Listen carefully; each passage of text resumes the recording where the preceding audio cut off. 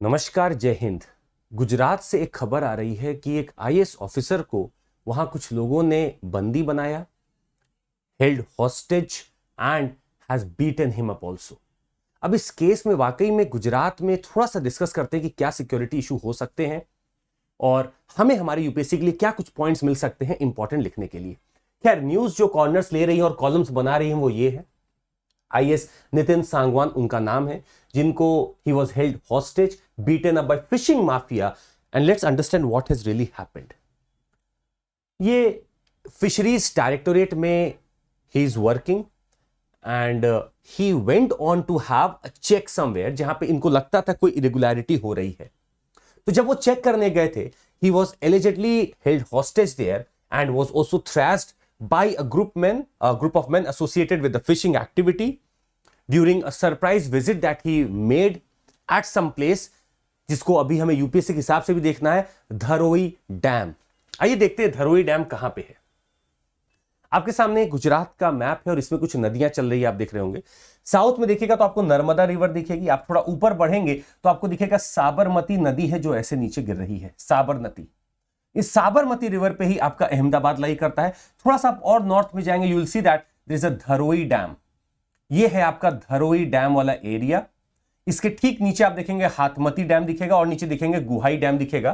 तो साबरमती रिवर पे एक डैम है जिसका नाम है धरोही, और यहां पे वो इंस्पेक्शन करने गए थे। अंबावाड़ा विलेज पड़ता है near the Dharoi dam built on the Sabarmati river. For inspection he went there, जहां पे स्टेट गवर्नमेंट सब्सिडी देती है to the local contractors to start a cage culture fishing in the dam water. तो डैम वाटर में एक cage fishing culture चालू करने के लिए ये यहां पे सब्सिडी दी जाती है।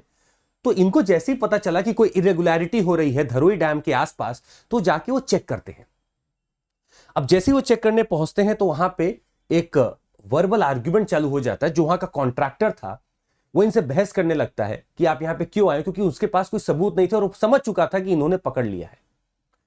तुरंत पीछे से एक इंसान आता है और वो उनके पैर पे हमला करता है। 3-4 लोग और बुला लिए जाते हैं, कुछ लोग और इकट्ठे हो जाते हैं। अब इस केस में समझना वाकई में जरूरी है कि अगर कोई ब्यूरोक्रेट अपना काम ईमानदारी से भी करना चाह रहा है तो क्या ये सब दिक्कतें उसको नहीं झेलनी पड़ती, और इसके लिए क्या स्टेप्स लिए जाने चाहिए, हमें यह समझना बहुत जरूरी है।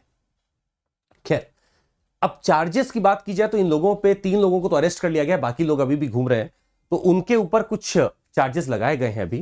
खैर, अगर सिक्योरिटी की बात की जाए तो किसी भी एक आईएएस अधिकारी को या फिर आईपीएस को भी सिक्योरिटी के तहत ही एंड शी और she can have their own licensed gun. अगर उनको लगता है कि कोई सिक्योरिटी वाकई में बन सकती तो वो अपना लाइसेंस्ड गन ले सकते हैं like other citizens, but they are not allotted a gun by the government. Government की तरह एक आईएएस अधिकारी को गन नहीं अलॉट की जाती है, वो अपने चाहें तो लाइसेंस पे ले सकते हैं। However, they are allotted 3 home guards and 2 bodyguards for themselves and their families. तो कुछ पर्सनल सिक्योरिटी ऑफिसर्स जिनको पीएसओस कहा जाता है उनको अपॉइंट किया जाता है, और होम गार्ड्स भी मिलते हैं ताकि उनकी फैमिली और उनके लिए प्रोटेक्शन दिया जा सके। वो इसलिए जरूरी है क्योंकि आपके काम और कार्य लगभग ड्यूटी ऐसी है जहां पे आपको फील्ड जॉब करनी है, करप्शन को रोकना है, लोगों को देखना है, मॉनिटर करना है। तो हर किसी को तो आप खुश नहीं कर सकते। अगर कोई रुष्ट हुआ, और जैसा इन्होंने कल किया है, ऐसे काम लोग फैमिली के साथ भी करते हैं, तो कुछ ना कुछ आपको सिक्योरिटी अलग से चाहिए ही होती है। हालांकि कुछ धाराएं इन पे लगाई गई हैं जो कल पकड़े गए हैं, जैसे 386 आपकी एक्सटॉर्शन की बात करती है, extortion by putting a person in fear of death, तो 386 धारा है। 147 है राइटिंग, 189 है threat of injury to the public servant, 332 है causing hurt to public servant, 342 है 342 wrongful confinement, 353 assaulting the public servant. ये सारी धाराओं के तहत 3 लोगों को तो चार्ज किया गया, बाकी अभी और लोगों को भी ढूंढा जा रहा है, तलाश जारी है। पर इन सब मुद्दों के पीछे एक बात समझना जरूरी है कि गुजरात में वाकई में, जिसको हम एज अ स्टेट देखते हैं जहां पे क्राइम रेट बहुत कम है, रिपोर्ट्स क्या कहती है। According to the national crime records bureau, Gujarat has seen a significant decline in the various categories of crimes compare to the national level data. मतलब गुजरात में लगभग क्रिमिनल एक्टिविटीज बहुत कम देखने को मिलती हैं।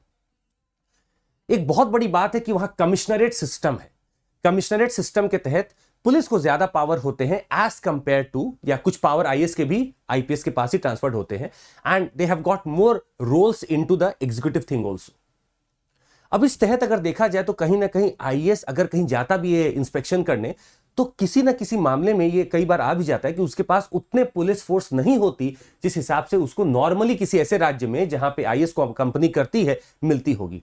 अब यहां पे चूंकि पावर ऑलरेडी कमिश्नरेट या फिर आईपीएस के पास होता है, वो अगर जाता है तो he can take a force with him, but यहां आईएएस को थोड़ा सा कम पावर दी जाती है या फिर कम पावर हो जाती है। तो एक जरूरी बात यह भी कि अगर कोई इंस्पेक्शन के लिए जाए और ऐसे इंस्पेक्शन के लिए जाए जहां पे हमें लग रहा है कि बहुत बड़ा एक चार्ज चल रहा है, बहुत बड़ा गेम चल रहा है, we must inform the police, और वहां से फिर हम किसी को साथ लेके ही जाएं। एक बैकअप होना बहुत जरूरी है, otherwise there are people who would go to any extent, वो कुछ भी कर सकते हैं अपनी चीजों को बचाने के लिए, जो हमें साफ आजकल देखने को मिल रहा है पूरे देश में। गुजरात का क्राइम रेट लगभग, अगर आप देखें, गुजरात का क्राइम रेट लगभग गिर चुका है काफी हद तक, 11.9 तक है, much lower than the national average of 30.2। मतलब नेशनल एवरेज 30 है, तो गुजरात एक बहुत अच्छे लेवल पे सिक्योरिटी रखा हुआ है, और वहां पे सिर्फ क्राइम रेट देखने को मिलता है 11.9। The murder crime rate in Gujarat stood at 1.4, national average 2.1 है। Rate of kidnapping in the state has been constantly dripping, going down. It is alarming that the national average for crimes against women stands at 64.5, और गुजरात में अगर आप देखेंगे women safety के लिए जाना जाता है, वहां पे 22.1 क्राइम रेट है विमेन के खिलाफ। तो ऐसे राज्य में जहां पे ऑलरेडी क्रिमिनल एक्टिविटीज और क्राइम कम है, आखिर ऐसी वारदात हो कैसे सकती है, यह प्रश्न है। हम आपको कुछ और भी यहां दिखाना चाहेंगे। और another noteworthy figure is offense against the human body, that is murder, attempted murder, grievous injury, rape, etc. Gujarat का स्कोर 28.6 है, way below than all India crime score of 80.5। All India में जहां पे ह्यूमन बॉडी के खिलाफ जो crime है वो 80.5 के रेट से, वहीं गुजरात में वो 28.6 के आसपास है। और Gujarat is ranked 31st among the total 36 states UTs in the crimes of offenses against human body। मतलब बहुत अच्छा सिक्योरिटी कवरेज है, सिक्योरिटी कवर भी अच्छा, पर फिर भी ऐसी वारदातें हो रही हैं, ये थोड़ा चैलेंजिंग है। और इसके लिए हमें शायद पीछे वाली इमेज कुछ जवाब दे रही है। जिस भी राज्य में अगर ऐसा होने लगे, I am not speaking of one state but any state, जहां पे पॉलिटिकल नेक्सस बहुत स्ट्रांग हो जाए, पॉलिटिकल स्ट्रांग होल्ड किसी भी एक एक्स पार्टी का बहुत स्ट्रांग हो जाए, वहां पे लगभग ऐसे काम देखने को मिलते हैं जहां पे पॉलिटिकली एक्टिव पीपल जो कि किसी पॉलिटिकल ग्रुप को सपोर्ट करते होंगे, वो कहीं ना कहीं इस ब्यूरोक्रेसी को पकड़ने की कोशिश करते हैं, वो इनका हाथ बांधने की कोशिश करते हैं, हाथ तोड़ने की कोशिश करते हैं। ऐसा बहुत देखने को मिला है। सिर्फ एक स्टेट की हम बात नहीं कर रहे, ये किसी भी राज्य में हो सकता है जहां पे अगर एक पॉलिटिकल बहुत दिन से एक ही चीज बनी हुई है, वहां पे हो सकता है कि पॉलिटिकल नेक्सस इतना हो गया हो कि ब्यूरोक्रेसी ऑलरेडी चुप है, खामोश है, अगर वो एक्शन लेना चाहती भी है तो कहीं ना कहीं उसको पकड़ लिया जाता है। ये बात नहीं है कि ट्विटर या सोशल मीडिया का यूज करते हुए बहुत लोगों ने इस फियर को जाहिर किया है। हालांकि जो लोग सपोर्ट में बोलते हैं उन पे कोई दिक्कतें नहीं आती, पर अगर कोई खिलाफ करने जाता है, क्योंकि सब्सिडी का मैटर था इस केस में, जो गवर्नमेंट दे रही है, और गवर्नमेंट अगर दे रही है किसी को सब्सिडी तो मॉनिटर होना बहुत जरूरी था। अगर वो इरेगुलरिटी हो रही है तो एक पॉसिबिलिटी बनती है कि कहीं ना कहीं हो सकता है एक पॉलिटिकल और एक नेक्सस बना हो किसी न किसी क्रिमिनल ग्रुप के साथ, जो शायद ब्यूरोक्रेसी को कंट्रोल करना चाहती है। और भय नहीं है, इतनी बड़ी बात है, अगर भय नहीं है तो इसका साफ मतलब है that you know that there is some person who can be there for you, who can save you. ऐसे वारदातें होती रहती हैं, परंतु इसको रोकने के लिए एक बात तय है कि थर्ड पार्टी ऑडिट कराना चाहिए। सब्सिडी अपने मन से दे देने से सबसे बड़ी दुविधा यही होती है, या अगर आप उसको मॉनिटर ना करें या गवर्नमेंट एजेंसी अगर उसको मॉनिटर करे तो कहीं ना कहीं इरेगुलरिटी आएगी, आपको पता ही नहीं चलेगा, या आपको पता चलेगा तो 20 साल बाद पता चलेगा। थर्ड पार्टी ऑडिट को मस्ट करना चाहिए कि अगर ऐसा कोई भी सब्सिडी दी जा रही है तो तुरंत थर्ड पार्टी ऑडिट हो, वो रिपोर्ट भेजे डिस्ट्रिक्ट मैजिस्ट्रेट को या डायरेक्टोरेट ऑफ फिशिंग इस केस में, वो भेजे, और तब with police force someone can go and try to inspect. तो यहां पे बहुत जरूरी है हमें समझना दैट इस नेक्सस को, और ये नया नहीं है, there have been many commissions that have talked about the nexus between the maybe bureaucracy or maybe the political parties and the criminals that are there। ये बहुत बड़ा एक नेक्सस बनता है, पूरा पैसा ऊपर नीचे चलता रहता है और इसमें ब्यूरोक्रेसी चाह के भी कुछ नहीं कर पाती है। तो आज के माध्यम से यही सबमिशन है कि थर्ड पार्टी ऑडिट होना चाहिए। सिक्योरिटी की बात की जाए, अगर जिस कंट्री में हम लोग इतना कुछ रिफॉर्म लेके आ रहे हैं जहां पे वी आर डूइंग एवरीथिंग, और अगर वहां पे एक आईएएस ऑफिसर को पकड़ के होस्टेज बना के अगर थ्रैशिंग की जा रही है तो सिटीजन्स के साथ क्या हो सकता है, ये सोचना हमारे लिए बहुत जरूरी है।